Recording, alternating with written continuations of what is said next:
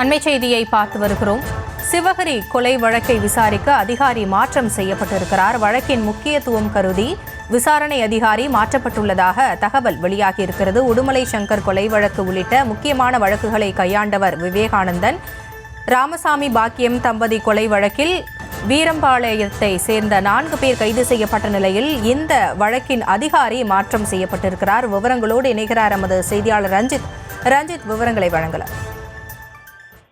வணக்கம்.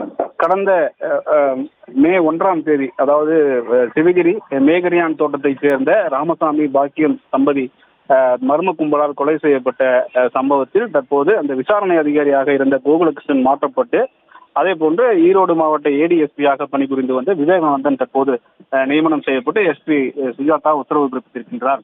அதாவது கடந்த மே 1ஆம் தேதி விவசாய தோட்டத்தில் குடியிருந்து வந்த ராமசாமி பாக்கியம் தம்பதி அரச்சலூர் பகுதியைச் சேர்ந்த மாதேஸ்வரன், ஆச்சியப்பன், அதே போன்று ரமேஷ், அதே போன்று அவருடைய நகைகளை கொள்ளையெடுத்து விற்பனை செய்ய முயன்ற ஞானசேகரன் ஆகியோர் ஈரோடு மாவட்ட போலீசாரால் அதிரடியாக கைது செய்யப்பட்டிருக்கின்றார்கள்.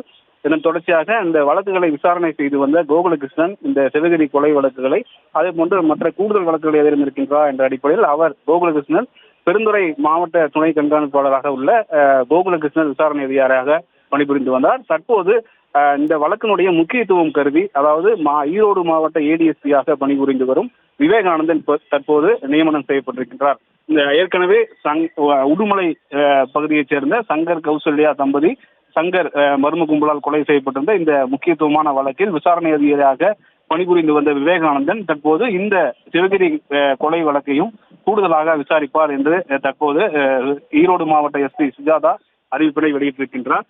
சிவகிரி கொலை வழக்கின் முக்கியத்துவம் கருதி கோகுலகிருஷ்ணன் மாற்றப்பட்டு விவேகானந்தன் தற்போது நியமனம் செய்து எஸ்பி சுஜாதா உத்தரவு பிறப்பித்திருக்கின்றார். விவரங்களுக்கு நன்றி ரஞ்சித்.